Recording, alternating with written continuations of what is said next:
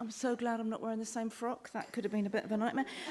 So a bit of background about Group B Strep.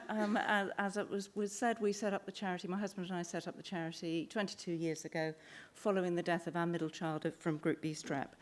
The charity is absolutely dedicated to stopping as many cases of Group B Strep infection in babies as possible.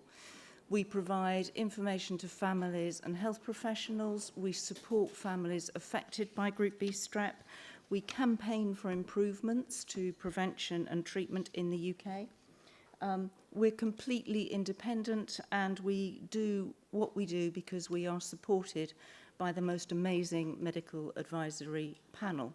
And the members of that panel are up on the screen. Some of you will know at least some of them, I'm sure. And as you can see, there are specialists in obstetrics, vaccinology, epidemiology, neonatology, midwifery, and microbiology. So the key areas that are relevant to Group B Strep in pregnancy and newborn babies. So I'm going to do a real whistle-stop tour of Group B Strep. I'm sure lots of you know, but some of you won't. So I will shoot through. Group B Strep, or Streptococcus agalactiae, is a very common bacterium. It kind of does two things. It colonizes, it lives in and on people without causing harm, and it does that in 20 to 40% of people, roughly. And the other thing it does is it causes infection, and the figures up there are from Public Health England. Carriage can be intermittent, although the carriage status tends to change over periods of months rather than days or hours. And Group B Strep infection isn't particularly common. It's most common in newborn babies. It's also, the next big group is the elderly, and then in the middle you've got adults who typically were adults where their immune system isn't as strong as it could otherwise be. In the UK, confirmed Group B Strep infection occurs in approximately 1 in every 1,000 babies born. That data is reported by the recent British Paediatric Surveillance Unit study. Group B Strep is recognised as being the most common cause of severe infection in newborn babies and typically causes sepsis, pneumonia and meningitis. Those are the big three. It's also recognised as the most common cause of meningitis in babies under 3 months. Each of those presentations can be life-threatening, and in young babies, quite often they present in combination. Group B Strep infection in babies is usually described as either being early or late onset, which is kind of what it says on the tin. Early onset is in the first week of life. Late onset is typically between age 7 days and 90 days. About 2/3 of all Group B Strep infections present in babies in the first week of life, most of those in the first 24 hours. And there are some differences apart from just the timing of the presentation of infection. So, for example, with early onset Group B Strep infection, mostly, or the vast majority of times, the source of the bacteria causing the infection is from mum during labour or around delivery. The other really key difference with early onset Group B Strep infection is that most of these infections could be prevented. And since most of them could be prevented, linking back to women's rights in healthcare, I think all pregnant women should be informed about Group B Strep so that they can take steps to minimise the chance of the infection in their baby. So this is little Lily. Lily was born perfectly healthy, Belinda and Jim's 4th child. Less than 24 hours after going home, she was rushed back to hospital. She was diagnosed with Group B Strep meningitis and died aged 3 days. Belinda had heard of Group B Strep because a friend had been treated for it. So when she was pregnant, she asked her health professional to be tested for Group B Strep. She was refused and given no additional information about Group B Strep at all. Belinda says, and it's difficult to disagree with her, that if she'd had the test, Lily would still be here and she would have just celebrated her 5th birthday. We need to be informing pregnant women about Group B Strep. Late onset Group B Strep usually occurs between 7 and 90 days. After the first 3 months of life, these infections are very rare indeed. It's more likely to be meningitis and sepsis than the early onset infections, and less likely to be pneumonia. Currently, there's no prevention available for late onset Group B Strep infections. One day there'll be a vaccine, I've been involved with the charity for 22 years. 22 years ago, I was told a vaccine was 10 to 15 years away. It's at least 5 and more likely 10 plus years away, but it will be marvellous because it will prevent early onset, late onset, stillbirths, maternal infections. It will be fabulous, can't wait, but we're not there yet.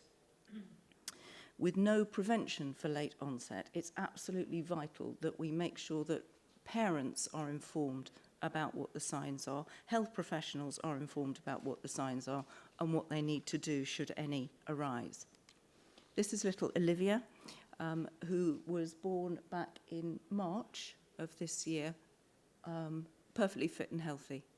2 weeks later, her parents rushed her to hospital, where she was diagnosed with Group B Strep, meningitis and septicemia. I spoke with her mother earlier this week. She's still in hospital. Mum Chelsea had heard of Group B Strep, but she didn't know what it was. She had no idea what it could do, and she didn't know what the signs were. She took her baby to hospital because she was worried. Olivia has been diagnosed with brain damage, but they don't at this point know to what extent of that damage. But there are things about Group B Strep that we do know. Last year, the charity conducted some research looking into the impact of early onset Group B Strep infections in babies on their families.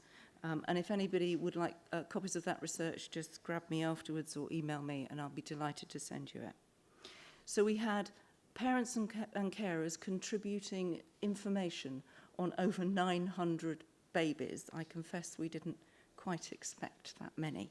Fabulous, but and they were giving us information about their baby's infection and what happened in hospital and what's happened since.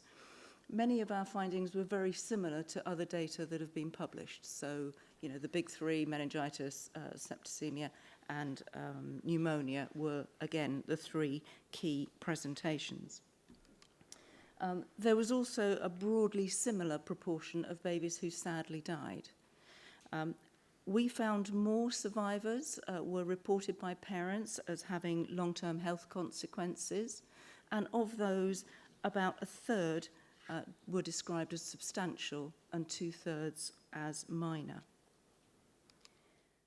Over 3/4 of the surviving babies were in hospital for a week or more, and almost half of those babies were in hospital for 2 weeks or more.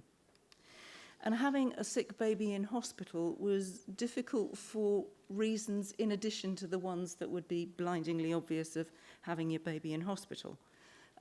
9 out of 10 of the carers, parents and carers, reported difficulties during that hospital stay. And those difficulties kind of fell into 4 key themes. So there were practical, financial, emotional, and health issues. And quite often these were interrelated. There was nobody in the survey that only clicked one. So quite often these were interrelated. So practical difficulties, like caring for an older kid at home, would spill over into emotional difficulties, where children having separation anxiety, for example. And it didn't stop there once the baby was home. There was a huge ongoing impact.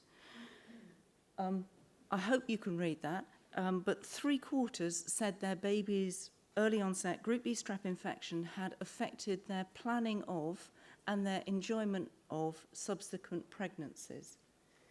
And quite a significant proportion of these families said they just couldn't face going through it again. It had been so awful.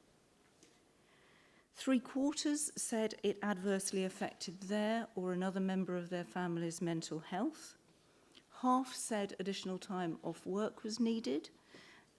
And almost a third said that older siblings experienced difficulty because of their baby's early onset infection.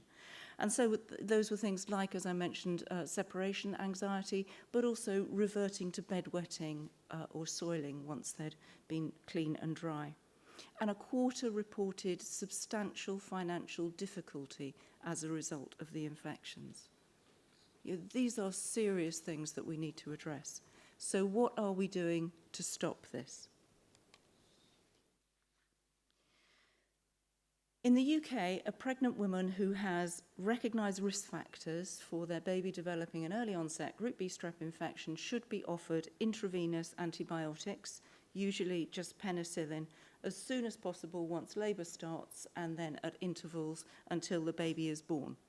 And this is recommended because it's hugely effective at reducing the chance of these infections in babies. Last year, the Royal College of Obstetricians and Gynecologists published a major update to their Group B strep prevention guideline, the green top, number 36, for anyone who's as anal as I am. It's a great update. I can't believe I'm going to say this, but if you haven't read it, do go and download it and read it. There are some really excellent updates and clarifications from previous recommendations. And I'm going to focus on 3 that are relevant to women's rights in health. So the first recommendation, and it's the first new recommendation and the first recommendation in the green top, is fabulous. It's that all pregnant women should be provided with an information leaflet about Group B strep. And I'm delighted that we at GBSS and those at the college worked incredibly closely together to write a joint leaflet, and you should have had one on your chair. I am deeply proud of this leaflet, and I think the college is too.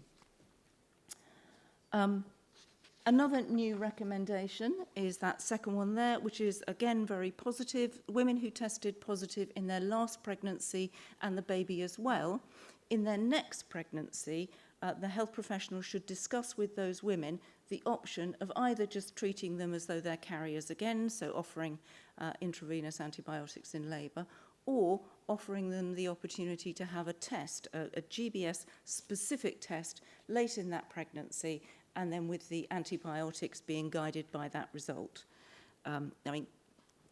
Clearly, my view would be test late in the next pregnancy and then guide the offer of antibiotics by the result of that, because although about half of those women will be carrying Group B strep in the next pregnancy and therefore should be offered the IV antibiotics, half of them won't, so you could withhold those antibiotics. The woman could choose not to have those antibiotics. And this is another good, really good step forward. And clearly it's important to be discussing options with mums. But actually, what if it's mum's first pregnancy? Or what if in her last pregnancy she didn't have a test? She didn't find that she carried Group B strep. We're being told to act when Group B strep is found this or the previous pregnancy. Surely it's both illogical and inequitable not to be offering women the chance to find out every pregnancy. And the third new recommendation that fits with today's theme is that if a woman doesn't qualify, no, I'm not going to use the pointer, if a woman doesn't qualify using that second recommendation there for a GBS-specific test within the NHS, and she asks her health professional to be tested, like Belinda did some years ago, then the answer is no. Informing women about Group B strep is only part of the story. It's a really important part, but we need to be also respecting their informed choices. So what do other countries do? Well, you'll be delighted to know, I'm not going to read this, most developed countries routinely screen pregnant women for Group B Strep. So how has this played out? Oh, okay. How has this played out? These are data from the States where they've been offering intrapartum antibiotics to women against Group B Strep since 1996. And the blue-grey line, whatever, shows the rate per 1,000 live births of early onset Group B Strep infections since 1997. And in the States, Group B Strep is a notifiable disease. As you can see, the rate fell, and actually it was higher than that before the guidelines were introduced in 96, but it fell dramatically and it's stayed down. And that has also been the picture in other developed countries where they screen. The orange line shows data from England, Wales and Northern Ireland published by Public Health England on Group B Strep bacteremia only. And in the UK, Group B Strep is a voluntarily reported disease. And the data are shown since 2003, because if you'll recall, that's when the UK first introduced prevention strategies against Group B Strep. In England, Wales and Northern Ireland, the rate between 2003 and 2016 increased by 27%. A pilot of antenatal screening was done in a northwest London hospital in 2014-15, and they reported their rate falling by 80% in their screened population. After the trial was stopped, the rate went straight back to where it had been before. Surely all pregnant women have a right to be informed about Group B Strep. This lovely couple, Dan and Birgitta. Dan and Birgitta initially wanted to have their baby in a private London hospital. They were persuaded not to because they were told that if there were a medical emergency, they would have to be transferred as soon as possible to an NHS hospital. So they chose to give birth, they decided to give birth in an NHS hospital. And the other bit to tell you is that Birgitta is American. And as Dan says, if baby Natalie had been born in Birgitta's home country in the States, in many other developed countries, or indeed in that private London hospital, Birgitta would have been tested, she would have been offered antibiotics in labour, and it is incredibly likely that little Natalie would be here with us. They'd never heard of Group B Strep before Natalie was diagnosed with the infection. We need to be informing people about Group B Strep.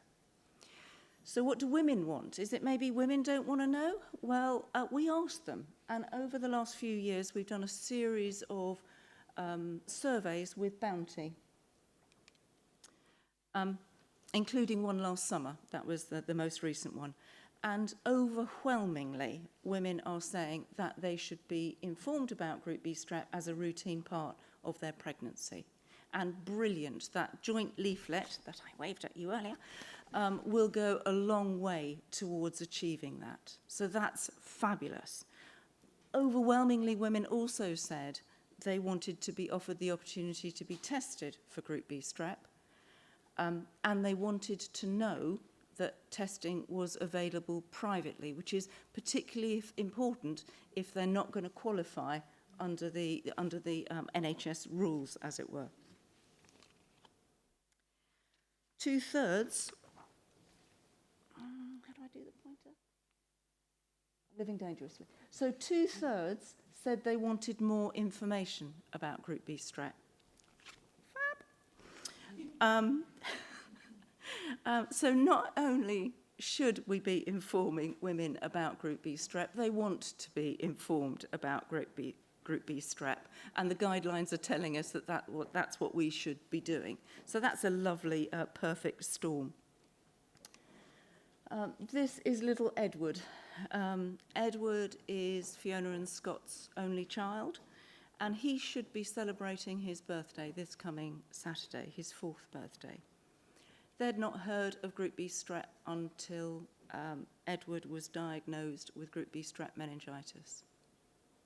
It is absolutely unacceptable that the first time a family hears about Group B Strep is when their baby is struggling for his life. So to conclude, I don't think any of you will be surprised to hear that I think, of course, all women should have the right to be informed about Group B Strep. Group B Strep is the most common cause of severe infection in newborn babies and the most common cause of meningitis in babies under 3 months. Of course, we should be telling women. And it is usually preventable. We must be doing that. Plus, we know that women want to be informed about Group B Strep and offered a Group B Strep specific test. Suzanne spoke earlier about Montgomery, and I wonder if there are implications here. Read Montgomery. I'm not a lawyer. There are many, many other people better qualified than I to discuss that, but it would be very interesting to hear your views. My view and that of the charity is that actually all women should be informed about Group B Strep. All women should be offered the opportunity to have a Group B Strep specific test late in pregnancy so that they can make an informed decision about what's right for them and their babies, and then they need to be supported in that informed choice. So what's next? Clearly, we need to be informing women about Group B Strep. But what can you do? Well, if you're here from a trust, if you're working within the NHS, please go back and check that your guidelines have been updated in line with the recent college guidelines. So the college guidelines came out in September 2007. Have yours been updated since then? Are you offering a test for Group B Strep carriage to women in your trust? And if you are you using a Group B Strep specific one? If you're not able to do that, are you telling women that these tests are available outside the NHS? And are you giving women this leaflet? If not, contact us at the charity. We at the charity are working really hard to get funding to provide free hard copies of this leaflet to every UK NHS trust. And if your trust hasn't updated, really you could be leaving yourself open to quite significant clinical negligence cases if a baby develops an otherwise avoidable early onset Group B Strep infection. And whether you're working in the NHS or not, July will be Group B Strep Awareness Month. It's a whole month. I think that was the sound of desperation rather than joy. But anyway, it is a whole month. We make it very easy for people to get involved, hold a bake sale, put up a display, do something. You can make a difference in getting awareness out there about Group B Strep, because all women and men should have the right to be informed about Group B Strep so that they can make informed choices. And the reason for that is because what we all want, I love this picture, is a healthy mum and a healthy baby. Thank you for your attention.